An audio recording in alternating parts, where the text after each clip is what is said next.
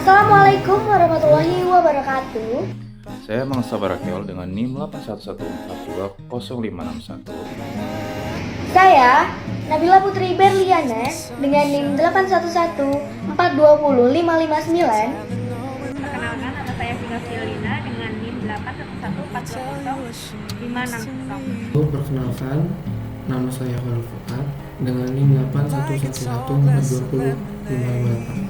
Pada hari ini, hari Rabu tanggal 1 Desember tahun 2021, saya dari mahasiswa Fakultas Hukum Universitas Negeri Semarang akan melakukan wawancara pengadilan agama. Sebelumnya, perkenalkan, nama saya Febriana Lestari dan di sini saya akan bersama dengan Dr. Mahdi selaku panitera di pengadilan agama kelas 1A. Pengadilan Agama Slawi kelas 1A merupakan salah satu pengadilan agama yang berada di Kabupaten Tegal. Tepatnya berada di Jalan Gajah Mada, Kalisapu, Slawi, Karangmoncol, Kalisapu, Kecamatan Slawi, Kabupaten Tegal, Provinsi Jawa Tengah. Pembentukan Pengadilan Agama Slawi dengan berdasarkan Surat Keputusan Menteri Agama Nomor 207 Tahun 1986 Jo, Keputusan Menteri Agama Nomor 18 Tahun 1987 dan diresmikan berdirinya pada tanggal 2 Juli tahun 1987 atau 6 Zulqa'dah tahun 1400 Hijriah. Dengan memulai kegiatan pada tanggal 1 November tahun 1987, dengan demikian maka para pencari keadilan di Kabupaten Tegal dilayani oleh Pengadilan Agama Slawi. Pengadilan Agama Slawi memulai kegiatan pada tanggal 1 November tahun 1987 dengan hanya didukung oleh 6 personil. Pengadilan Agama Slawi baru mempunyai seorang tenaga hakim tetap. Oleh karena itu, untuk dapat memberikan pelayanan dalam proses pemeriksaan perkara, Ketua merekrut 3 orang tenaga hakim honorer. Dengan didukung tenaga yang seluruhnya berjumlah 9 orang tersebut, Pengadilan Agama Slawi menerima dan memeriksa perkara-perkara yang masuk di 2 bulan pertama pada bulan November dan Desember tahun 1987 sejumlah 212 perkara. Dari jumlah perkara yang masuk tersebut, sampai akhir Desember tahun 1987 berhasil diselesaikan atau diputuskan sebanyak 140. Visi dan misi Pengadilan Agama Slawi kelas 1A. Pengadilan Agama Slawi selaku badan peradilan tingkat pertama dalam pelaksanaan tugas dan fungsinya dilandasi oleh visi dan misi yang ingin diwujudkan. Visi dan misi merupakan panduan yang memberikan pandangan dan arah ke depan sebagai dasar acuan dalam menjalani tugas pokok dan fungsi dalam mencapai sasaran atau target yang ditetapkan. Adapun visi dan misi Pengadilan Agama Slawi adalah sebagai berikut. Visi: sejalan dengan visi dan misi Mahkamah Agung, Direktorat Jenderal Badan Peradilan Agama menetapkan visi terwujudnya peradilan agama Slawi yang agung. Misi: untuk mencapai visi Direktorat Jenderal Badan Peradilan Agama, maka ditetapkan misi yang menggambarkan hal yang harus dilaksanakan pada tahun 2015. Dilakukan perubahan terhadap misi Direktorat Jenderal Badan Peradilan Agama guna menselaraskan antara rencana strategis dengan tujuan yang ingin dicapai. Adapun misi tersebut yaitu: yang pertama, mewujudkan peradilan yang sederhana, cepat, biaya ringan, dan transparan. Yang kedua, meningkatkan kualitas sumber daya aparatur peradilan dalam rangka peningkatan pelayanan pada masyarakat. Yang ketiga, laksanakan pengawasan dan pembinaan yang efektif dan efisien. Dan yang keempat, usahakan tertib administrasi dan manajemen peradilan yang efektif dan efisien. Ya, ruangan paniteranya untuk kerja panitera. Ya iyalah, ada ruangan itu kan, kalau ruangan panitera berarti itu ruang untuk kerja panitera. Nah, tapi kalau untuk kerja hubungan dengan persidangan jadi ruang sidang. Karena panitera itu kan bisa sebagai administrator pengadilan juga mendampingi persidangan. Nah, kalau untuk kerja mendampingi hakim di persidangan ya di ruang sidang. Tapi kalau untuk kerja administrasinya ya di ruang panitera.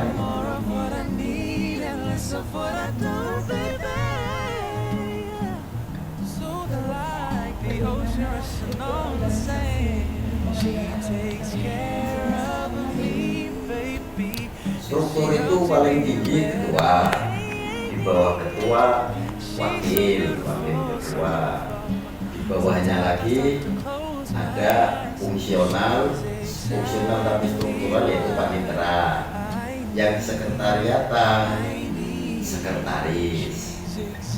Panitera membawai panut, ada panut hukum, panut gugatan, panut permohonan. Nah, sekretaris membawai 3 kasubag, ada kasubag IT dan perencanaan, kasubag kepegawaian, dan kasubag umum. Nah, ada kelompok fungsional yaitu hakim. Hakim itu bukan struktural, maka garisnya itu bukan garis komando. Kalau digambarkan dalam struktur itu garis khusus, itu garis koordinasi. Nah, dari kepaniteraan ada kelompok fungsional yaitu panitera pengganti atau panitera sidang. Ada juga fungsional lagi jurusita dan jurusita pengganti, itu di bawah panitera. Kemudian nanti staf kepaniteraan yang tadi di bawah panitera atau kepaniteraan, ada staf umum yang di bawah sekretaris atau sekretariat. Nanti ke atasnya kan pengadilan tinggi agama sampai ke Mahkamah Agung seperti itu.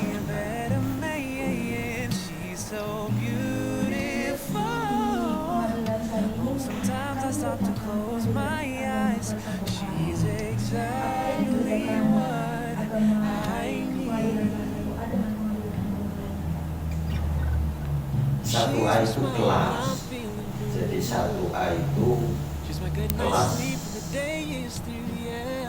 Ini ukurannya itu biasanya dari kualitas perkara dan kuantitas perkara. Nah, kemudian dari segi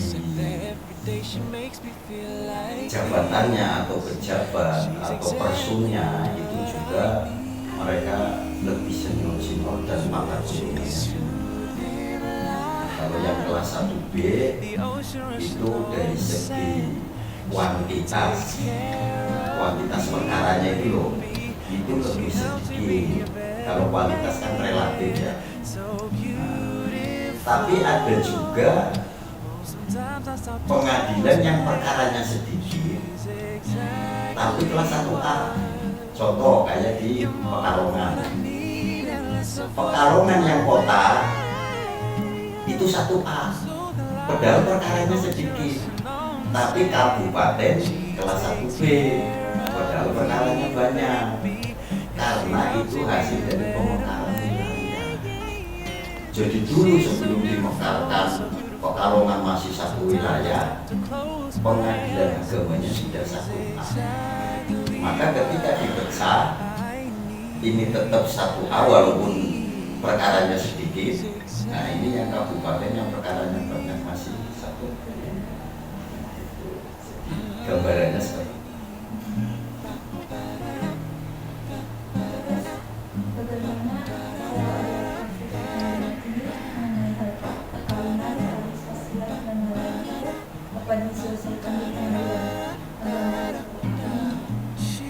Ya iyalah, kalau perkara itu kan sesuai dengan kompetensi. Nah, itu bisa dibaca pada pasal 49 Undang-Undang Nomor 7 tahun 89 yang sudah diamandemen 2 kali itu kan. Itu kan di sana bidang perkawinan, bidang warisan, wasiat, hibah. Sekarang ada ekonomi syariah sudah masuk ekonomi lain. Nah, terhadap perkara-perkara yang kasusnya tadi saya sebutkan, ya memang penyelesaiannya.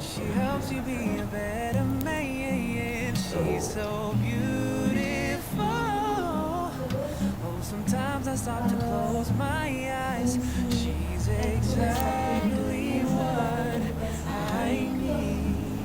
hakim itu ya sebagai hakim itu merupakan pejabat negara yang mempunyai tugas penegakan hukum dan keadilan di bidangnya masing-masing. Maksudnya masing-masing itu sesuai dengan pengadilan. Kalau pengadilan agama ya sesuai dengan kompetensi pengadilan agama, pengadilan umum ya militer. Kan memang secara fungsional tugasnya itu kan memeriksa, mengadili dan menyelesaikan.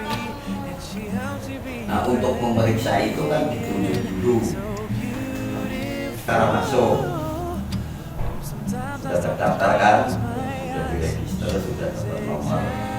Nah, ketua itu menunjuk siapa majelis yang ya ada juga yang hakim juga itu ditunjuk oleh ketua. Kemudian kalau sudah ditunjuk majelisnya, panitera menunjuk juga paniteranya siapa, panitera hakim dan panitera menunjuk juga jurusita atau jurusita pengadilan untuk pemanggilan.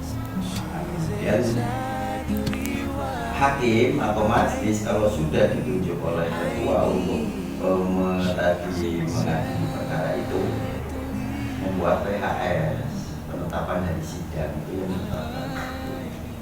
Ditetapkan dari sidang, kemudian dipanggil, sampailah hari sidang, disitulah hakim menyidangkan, memeriksa terus sampai akhirnya mengadili dan memutuskan. Itu tugas hakim sampai nanti memiliki berkas yang dia tangani.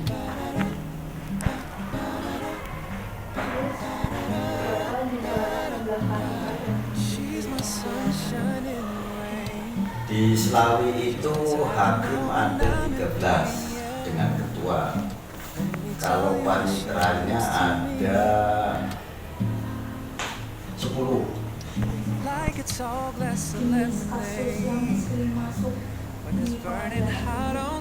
Ya, kasus jenis perkawinan. Jadi perkawinan nanti dilihat ya di PP 9. Nah itu nanti adanya bidang perkawinan itu apa saja. Dari mulai misalnya jika perkara cerai itu ada cerai bukan cerai talak, kemudian ada perwalian dan lain sebagainya. Itu dari sekian banyak itu yang paling banyak ya cerai. Cerai itu masuk bidang perkawinan.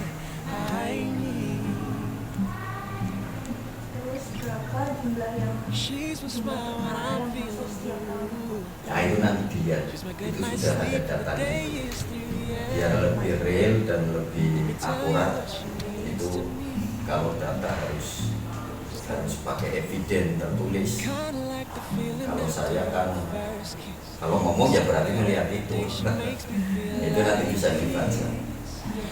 Januari berapa, Februari berapa, nanti ketemu sekian.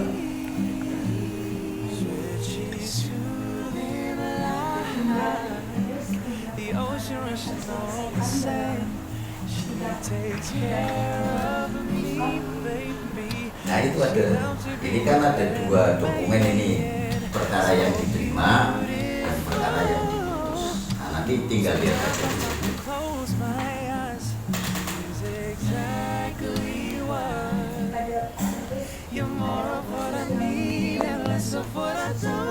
Oh ya nggak ada, semua harus diselesaikan. Kalau sudah masuk ke pengadilan itu harus diselesaikan. Cuma mungkin masih pertanyaannya apakah semua dikabulkan atau ada yang ditolak gitu. Ya ada, kalau semua diselesaikan, cuma putusan akhirnya yang kebanyakan dikabulkan. Ada juga yang ditolak, ada juga yang berakhir dengan damai.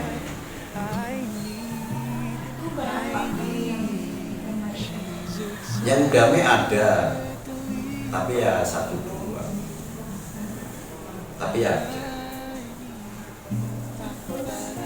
bagaimana jika ingin melaporkan menggugat kasus ke pengadilan negeri? Apa saja yang dibutuhkan dan bagaimana alurnya? Kalau apa saja yang dibutuhkan itu sesuai dengan jenisnya. Kan tadi kan ada misalnya perkara cerai buka, cerai talak, nanti perkara ada isbat nikah, waris dan lain sebagainya, itu kan syaratnya nggak sama. Tapi secara umum ya yang jelas itu kalau misalnya perkawinan ya ada KTP, ada surat nikah, itu kan itu yang prinsip itu. Nah, kalau misalnya waris kan harus ada kematian, bukti ya surat kematian, ada silsilah keturunan keluarga warisnya, gitu. Kemudian urian hartanya dan lain sebagainya. Kalau prosedurnya ya tinggal datang aja ke sini, datang ke sini, terserah apa mau pakai pengacara atau mau datang sendiri ke sini. Kalau tidak bisa bikin apa itu surat gugatan, di sini ada yang membantu, yang disebut pos yang hukum, pos bantuan hukum, itu nanti akan dipandu oleh mereka. Jadi misalnya saya mau bukan suami saya, misalnya, itu tinggal ngomong aja, akan dibantu. Kemudian nanti itu nanti di belakangnya ada PTS-nya, pelayanan terpadu satu pintu, itu sudah tinggal ngalir aja. Nanti bayarnya berapa, nanti akan dipanggil sidang, kemudian dan terusnya itu sudah punya itu aja. Atau sekarang sudah ada ikon, jadi pelayanan online, bisa kita datang secara online, tapi itu harus punya akun yang terdaftar. Biasanya sudah punya akun itu pengacara, maka pengacara misalnya dia di Jakarta bisa dia daftar perkara di Jakarta. Jadi uang melalui bank yang ditunjuk, sudah terdaftar, nanti dia menyerahkan surat gugatannya. Mudah sekali itu sekarang. Apalagi mau ke pengadilan biasanya kalau yang bahasanya ke ruang mediasi Pak. Itu biasanya di ruang mediasi itu dibahas tentang apa? mediasi itu kan bukan kalau mau ke pengadilan. Jadi mediasi itu perkara sudah didaftar, sudah ditetapkan sidang, kemudian sidang pertama ini dua-duanya hadir. Nah itu Perma nomor 1 itu memerintahkan harus wajib mediasi. Itu hakim akan memerintahkan untuk mediasi. Nah, mediasi berarti kan ada mediator. Mediatornya itu ada yang dari hakim, ada yang bukan dari hakim, sesuai dengan ada jadwalnya, ada susunannya. Nah, nanti kan di sana itu media namanya mediasi atau mediator itu kan supaya tidak misalnya cerai ya nggak cerai. Kalau misalnya waris nggak usah pakai gontok-gontokan, istilahnya sengketa, selesaikan secara kekeluarga. Itu di mediasi itu seperti itu. Ya ada yang misalnya mau cerai didamaikan oleh mediator, akhirnya ya jadi perkara akan mengenai tugas pokok pengadilan agama. Tugas pokok pengadilan agama Slawi sesuai dengan ketentuan pasal 2 JO pasal 49 Undang-Undang Nomor 3 Tahun 2006 tentang perubahan atas Undang-Undang Nomor 7 Tahun 1989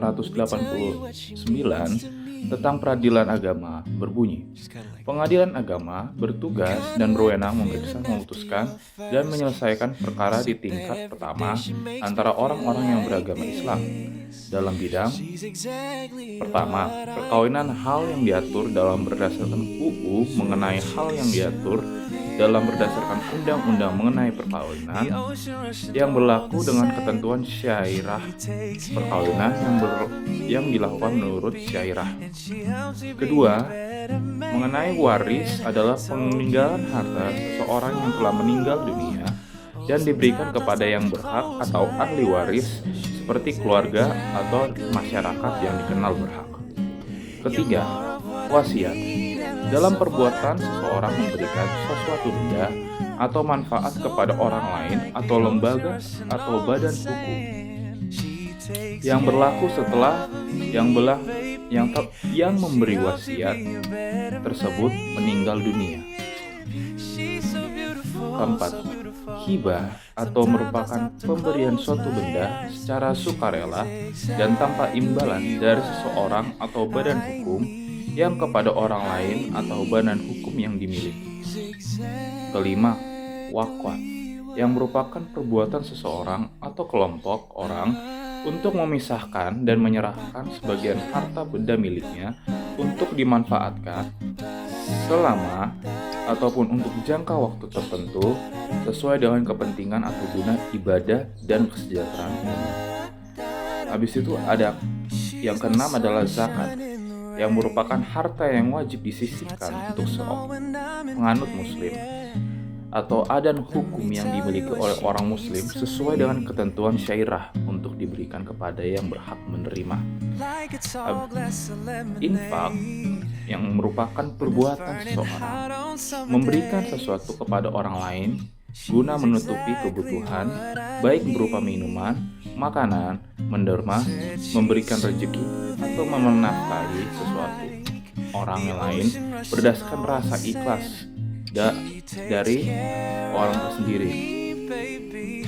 Lalu saja ada syahadah, yang merupakan perbuatan seseorang memberikan sesuatu kepada orang lain untuk lembaga ataupun badan hukum secara spontan dengan rasa sukarela yang dibatasi waktu untuk jumlah tertentu yang diharapkan untuk mendapatkan berkat dan amanat dari Allah sendiri.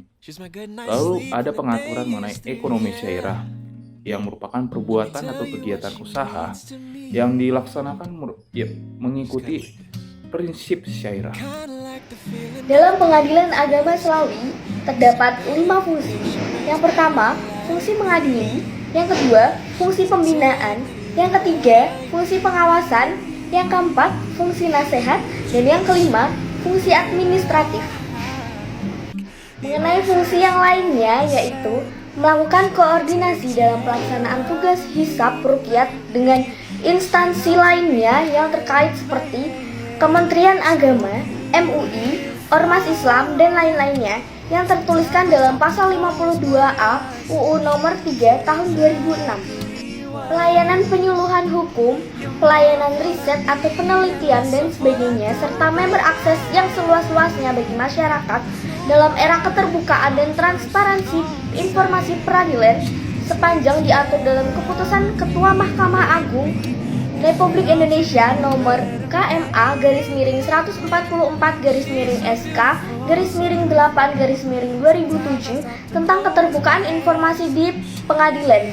Berdasarkan data yang kami terima dari Pengadilan Agama Slawi kelas A, diterima sekitar 4.218 laporan perkara tingkat pertama dan sekitar 4.079 laporan perkara tingkat pertama yang telah ditutup. Sekian data yang telah diberikan dari Pengadilan Agama Slawi kelas 1A. Assalamualaikum warahmatullahi wabarakatuh.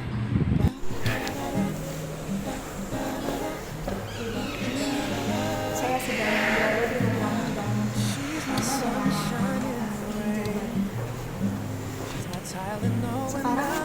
sekarang saya sedang berada di ruang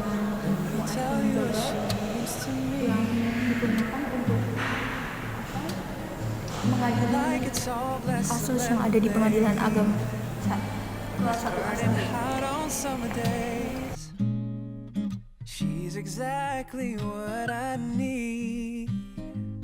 Sekarang saya sudah di depan ruang mediasi dan di dalamnya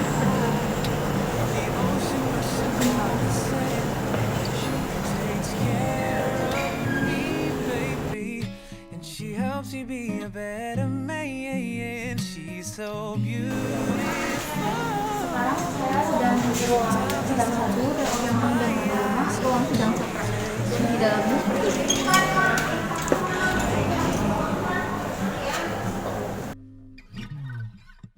She's my smile when I'm feeling blue.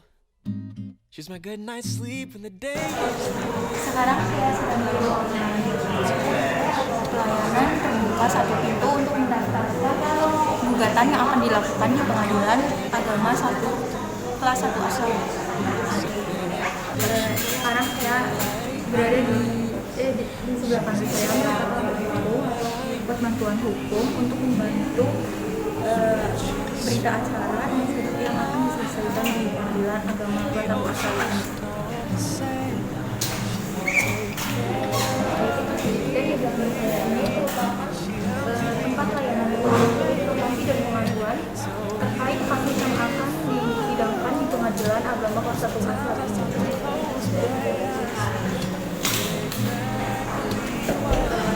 Dan di belakang saya ini merupakan ruang sidang kedua yang bernama ruang sidang kita. on the sand. She takes care of me, baby, and she helps me be a better man. She's so beautiful, so beautiful. Saya ini merupakan untuk pembuatan gugatan perkara mandiri yang dilakukan di Pengadilan Agama selanjutnya. Dan sekarang saya sedang berada di ruang panitera dan di sebelah kanannya ini merupakan ruang arsip perkara 2 untuk menyimpan dokumen yang sedang diperkarakan.